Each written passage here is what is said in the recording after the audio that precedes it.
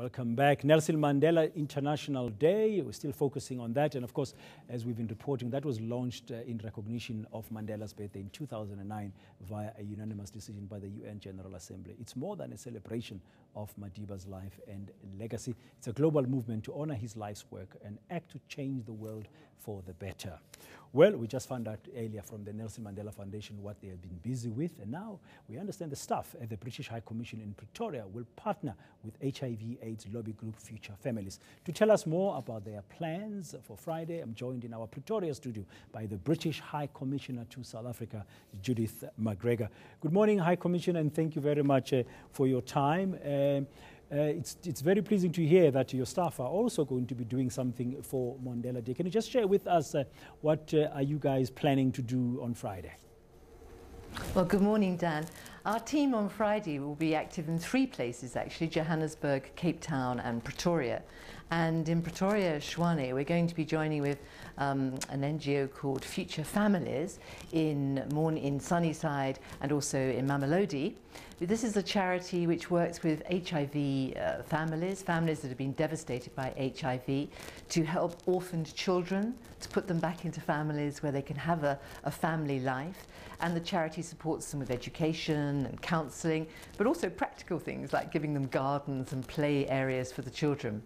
So my team are going to be going along on Friday, painting, carpentry, vegetable digging, and obviously support and being with people who are in a much more deprived situation than they are. Okay, we just spoke a short while ago to the CEO of the Nelson Mandela Foundation, Silo Hatang, who told us that, their key message is still make every day a Mandela Day. Do you think your support to this HIV/AIDS lobby group, Future Families, will be on an ongoing basis from now, or is it a once-off activity? Well, it's already ongoing in the sense that one of the members of my team, his girlfriend has been supporting Future Families for some time, and it was her suggestion that this year we might focus more, as it were, manpower into the charity. So I'm pretty sure that that connection will continue to keep going.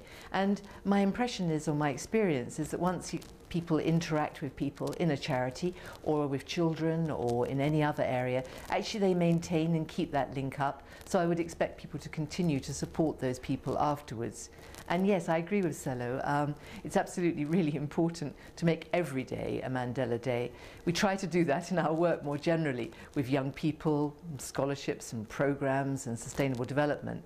But I guess on Friday, it's a moment of great solidarity, isn't it, with so many people around the world and in South Africa, to physically be stopping your day job and to be going and for 67 minutes, or probably more, to be actually physically, personally helping somebody else. Yeah, and we heard from Silo that this year it's about 126 countries are involved in the Mandela Day activities. Now, High Commissioner, we know that Mandela had a special relationship with your country, with Britain, and especially that he was on first name terms with the Queen, as we've read, as we've heard about, and there's that special link between your country and Mandela. For you personally, as a High Commissioner, and with your experience that you've been getting in South Africa as you've been posted here, what does this day mean?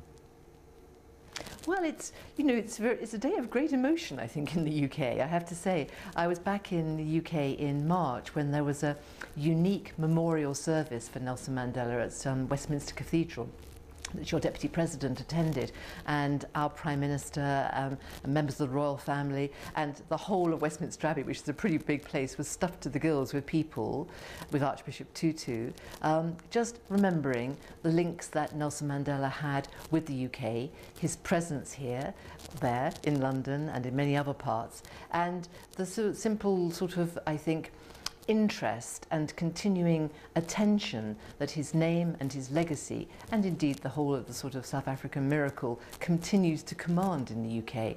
And this Friday there'll be a particularly special event in Glasgow, which, as you know, is the seat of the Commonwealth Games, where indeed Team South Africa will be going off to this week. And in Glasgow, which was one of the first cities in the UK to recognise Nelson Mandela while he was still incarcerated, and gave him the freedom of the city in 19 1984. And so in Nelson Mandela Place, which is dedicated to him, there will be, with Brand SA and lots of artists already in Scotland for the Edinburgh Festival, a big celebration of the man and his works, as well as donation of books and music and a moment of ritual and reflection on the life and work of this great leader.